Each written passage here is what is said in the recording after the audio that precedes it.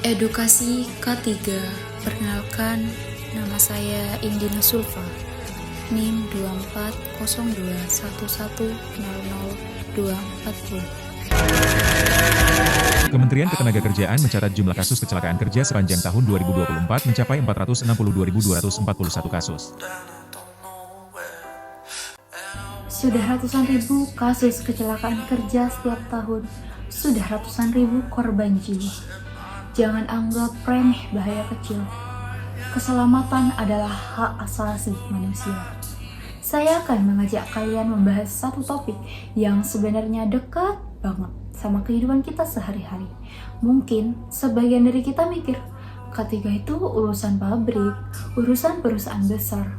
Padahal kenyataannya K3 itu urusan kita semua, karena tujuannya cuma satu, orang berangkat kerja selamat dan pulang ke rumah juga selamat.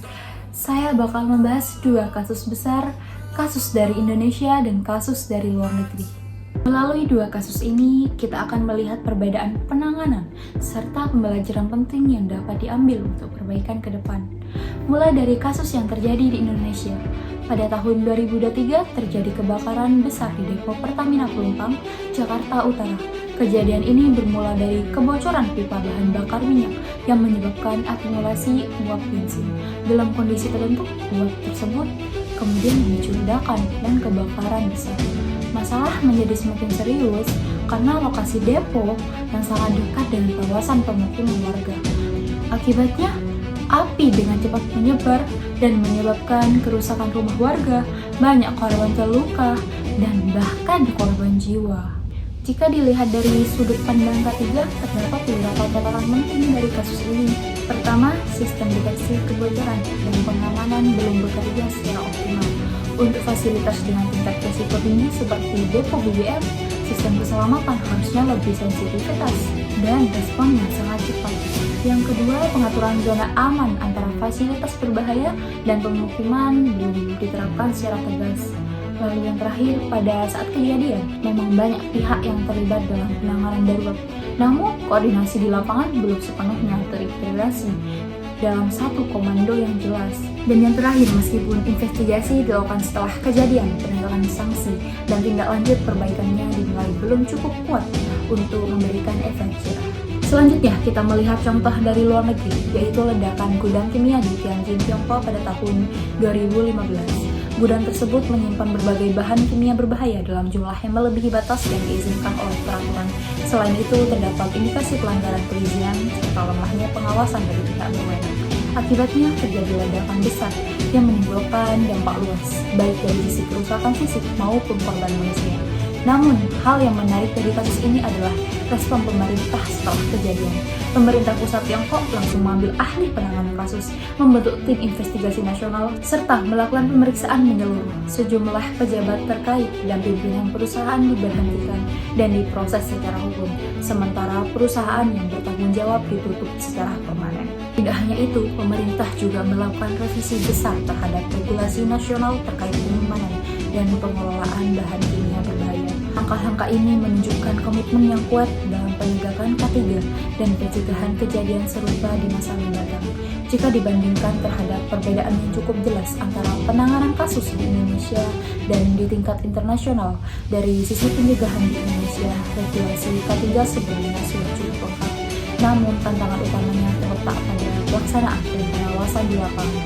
Sementara itu, pada kasus internasional, kecelakaan besar justru dijadikan momentum untuk melakukan perbaikan sistematik secara nasional. Sedangkan dari sisi penegakan hukum di Indonesia seringkali dinilai belum konsisten dan kurang memberikan efek jerah. Sebaliknya, di negara lain, penegakan hukum dilakukan secara cepat, tepat, dan tanpa memandang jabatan atau posisi. Sedangkan dari sisi respon darurat, Indonesia respon darurat melihat banyak pihak, namun koordinasinya masih perlu ditingkatkan. Di negara lain, sistem tanggap darurat umumnya sudah terlatih dengan baik, memiliki struktur komando yang jelas dan rutin melakukan simulasi. Lalu dari sisi budaya keselamatan di Indonesia masih terus berkembang dan terkadang dianggap sebagai formalitas. Sementara itu, di negara-negara dengan sistem K3 yang kuat, keselamatan kerja merupakan prioritas utama dalam setiap aktivitas industri. Mungkin rekomendasi untuk perbaikan K3 di Indonesia berdasarkan kasus tadi terdapat beberapa langkah yang perlu diperhatikan ke depan.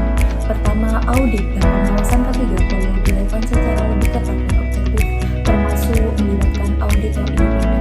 Dan yang kedua, penerapan sanksi harus dilakukan secara tegas dan konsisten agar menimbulkan efek jerah.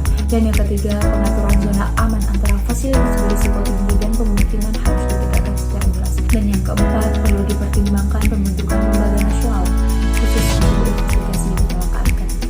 Dan yang terakhir, budaya keselamatan perlu ditingkatkan melalui edukasi, pelatihan rutin, serta simulasi keadaan darurat. Selain itu, pemanfaatan teknologi keselamatan modern seperti sensor kebocoran, sistem alarm otomatis, dan pemantauan rayuan juga sangat penting untuk mencegah kecelakaan. Sebagai penutup, perlu dipahami bahwa tidak ada negara yang sepenuhnya bebas dari kecelakaan industri. Namun, perbedaan utamanya terletak pada bagaimana suatu negara belajar dari kejadian tersebut dan melakukan perbaikan secara nyata. Ketiga, bukan hanya sekedar aturan atau kewajiban administratif, tetapi merupakan upaya bersama untuk melindungi keselamatan dan nyawa manusia.